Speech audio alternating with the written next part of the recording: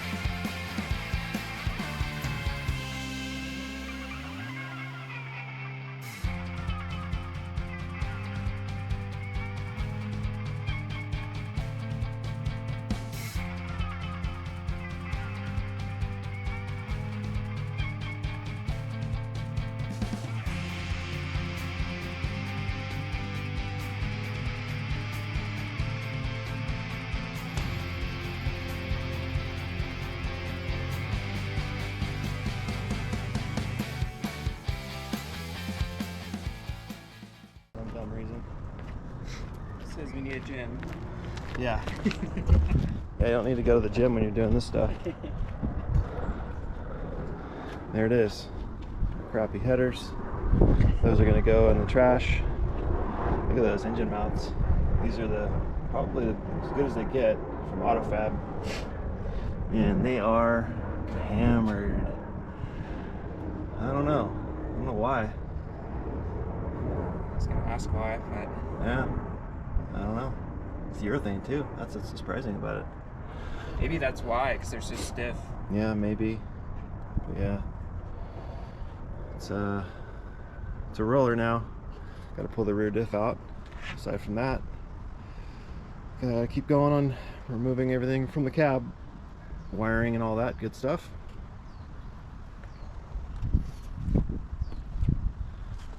What's up, guys? So today we are doing some, I guess, separation stuff for the F100. We pulled the engine and trans out, as you saw in one of our previous segments, and it's a big unit when combined. Yeah, it's really big, even compared to a Chrysler big block. I'm not sure why the screen's so foggy, but might be burning off. So here it is. So this is a 385 series Ford big block. It's a 440 cubic inch based engine, but it's bored and stroked to a 535 inch size. So it is actually a monster of an engine, and I was pleasantly surprised once I got behind the wheel of this thing. It is an animal, and no shortage of power or torque. The numbers are 700 horsepower at the crank, and I think it was 702 torque. Naturally aspirated, that's how I wanted it to be. Somewhat simple. I did end up putting a sniper fuel injection on it, which I honestly, I could go either way. I never really got into the carburetor tuning or buying a performance carburetor that's already tweaked by somebody. I had a Demon 850 on this thing when I first put it in the truck, and I really didn't care much for it because I could just never get it to work right in the bumps. So I ended up going with the Sniper X-Flow. Haven't really looked back since. It works pretty good when tuned correctly. But anyway, this engine it's got trick flow heads on it. It's a fully forged bottom end.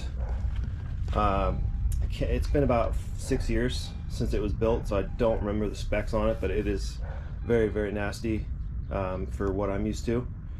And it scoots that truck really good. I don't even think I went past half throttle the day I was out last, when that fateful day when we went over on the lid. But yeah, as you can see, it's got air conditioning. It's got just a regular GM Saginaw pump, which is going to be changed. I'm not happy with that pump.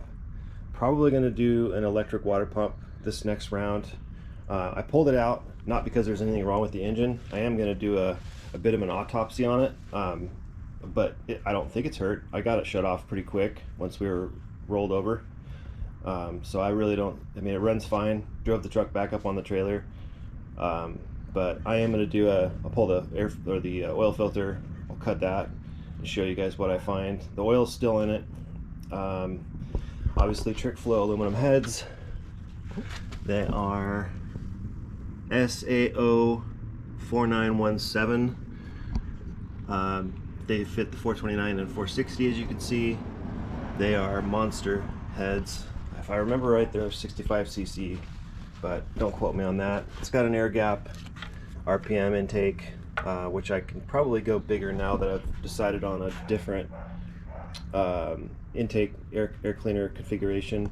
I had an open air element on it, which is cool because it went through the hood, all old school flare, but it's not that practical.